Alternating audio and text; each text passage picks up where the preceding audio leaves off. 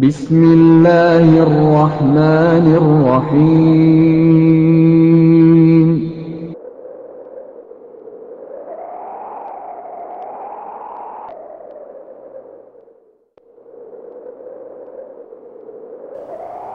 اللہ کے رسول صلی اللہ علیہ وسلم کے بعد جو شخصیت مسلمانوں کی خلیفہ بنتی ہے ان کا نام ابو بکر صدیق رضی اللہ عنہ وارضا ہے۔ ابو بکر صدیق رضی اللہ عنہ وارضا کی سیرت، اسلام کے لیے آپ کی خدمات، دشمن خان کے دہانے پر پہنچ گئے۔ آقا اگر یہ دشمن اپنے قدموں کی طرف دیکھیں گے تو ہمیں کام میں بیٹھے ہوئے دیکھیں گے، ہم پر ان کی نظر پڑ جائے گی۔ رسول کریم صلی اللہ علیہ وسلم نے جواب میں کیا کہا؟ ابو بکر لا تحزن ان اللہ معنا۔ ابو بکر غم کیوں کرتا ہے؟ اللہ تیرے بھی ساتھ ہے، یہ نہیں کہا ان اللہ معی، اللہ میرے بجنود لم تروها وجعل كلمة الذين كفروا السفلى وكلمة الله هي العليا والله عزيز حكيم۔ وہ عظیم ترین ہستی ہے جس کو عرش والا رب نے اپنی کتاب میں صدیق کہا، اور آپ کی شان میں یہ آیت اتری والذی جاء بالصدق، پھر فرمایا اس سے مراد آپ ہیں اور نبی کریم صلی اللہ علیہ وسلم۔ وفات سے پہلے فرمایا مجھے اللہ کے نبی علیہ السلام کے پہلو میں دفن کرنا۔ ابو بکر صدیق جو غار میں نبی کے پڑوس میں رہے، جو ہجرت کے سفر میں نبی کے پیچھے سوار رہے، جو زندگی بھر آقا علیہ السلام کے ساتھ ہی رہے، ان کی خواہش، ان کی تمنا، ان کی وصیت کہ جو ہی میں مروں مجھے آقا علیہ السلام کے پہلو میں دفن کر دینا۔ اگر تم اس نبی کی مدد نہ کرو گے تو اس سے پہلے اللہ نے اس کی مدد کی جب کافروں نے اسے مکے سے نکال دیا تھا، جبکہ وہ دونوں غار میں تھے اور وہ دو میں سے دوسرا تھا، اور اپنے ساتھی سے کہہ رہا تھا غم نہ کرو اللہ ہمارے ساتھ ہے۔ پھر اللہ تعالیٰ نے اس پر اپنی طرف سے سکون قلب نازل کیا اور ایسے لشکروں سے اس کی مدد کی جو تمہیں نظر نہیں آتے تھے، اور کافروں کے قول کو سرنگو کر دیا، اور بول تو اللہ ہی کا والا ہے اور اللہ ہر چیز پر غالب اور حکمت والا ہے۔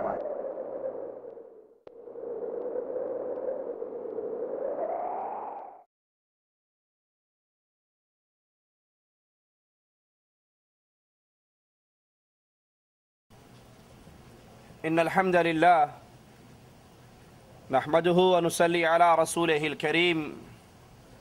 اعوذ باللہ من الشیطان الرجیم، بسم اللہ الرحمن الرحیم۔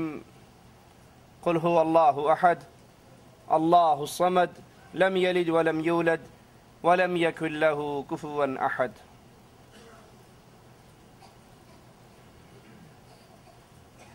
رسول اللہ صلی اللہ علیہ وسلم کی دعوت، لا الہ الا اللہ کا پیغام جو تمام عرب میں پھیلا، اور یہ دعوت پھیلتے پھیلتے روم اور فارس کے دروازوں پہ دستک دیتی ہے۔ اللہ کے رسول صلی اللہ علیہ وسلم کے بعد جو شخصیت مسلمانوں کی خلیفہ بنتی ہے ان کا نام ابو بکر صدیق رضی اللہ عنہ وارضا ہے۔ اللہ کے نبی علیہ السلام کی وفات کے بعد فتنوں کا دروازہ کھلتا ہے، کچھ مرتد ہو جاتے ہیں، کچھ زکوٰۃ کا انکار کرتے ہیں، مسلمانوں کے اندر بے چینی اور پریشانی کا دورہ ہے، لیکن ابو بکر صدیق رضی اللہ عنہ وارضا وہ عظیم ہستی اللہ کے نبی علیہ السلام کے بعد اس امت کے معاملات کو چلانے والی وہ عظیم ذات کمر بستہ ہو کر اپنے گھر سے نکلتے ہیں، اعلان جہاد کرتے ہیں، اسامہ کے لشکر کو روانہ کرتے ہیں، زکوٰۃ کا انکار کرنے والوں کے خلاف خالد ابن ولید کو بھیجتے ہیں،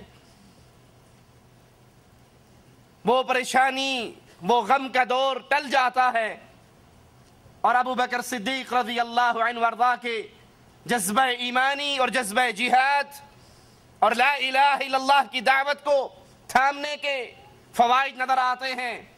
اسلام پھیلتا ہے، پھولتا ہے، بلکہ یہ کہا جائے تو غلط نہ ہوگا کہ صرف یہ نہیں کہ جذبہ ایمانی صدیقی نے مسلمانوں کے معاشرے میں پھیلی ہوئی بے چینی کو ختم کیا، بلکہ خلافت ابو بکر کے دور میں ہی بیرونی فتوحات کے دروازے بھی کھلے، مسلمانوں کی عزت، مسلمانوں کی ہیبت، مسلمانوں کا رعب کفار پہ طاری ہوا، اور یہیں سے فتوحات خارجیہ کے دروازے کھلے۔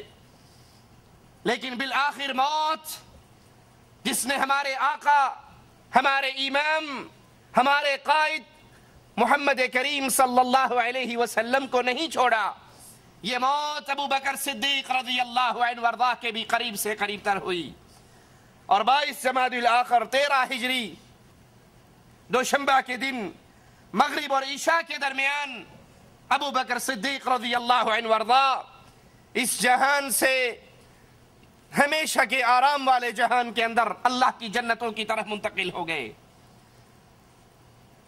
وفات سے پہلے فرمایا، مجھے اللہ کے نبی علیہ السلام کے پہلو میں دفن کرنا۔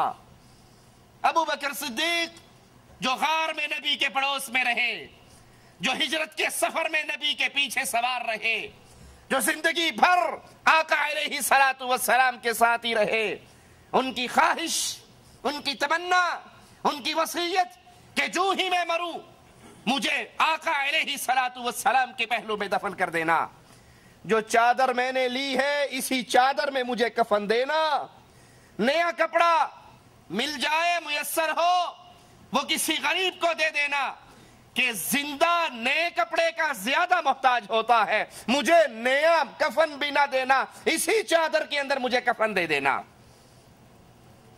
ابو بکر صدیق کو گالیاں دینے والوں، ابو بکر صدیق رضی اللہ عنہ وارضاہ پر زبانیں دراز کرنے والوں، اور یہ کہنے والوں کہ ابو بکر نے علی کی خلافت کو چھینا، انہوں نے اپنی حکومت بنائی۔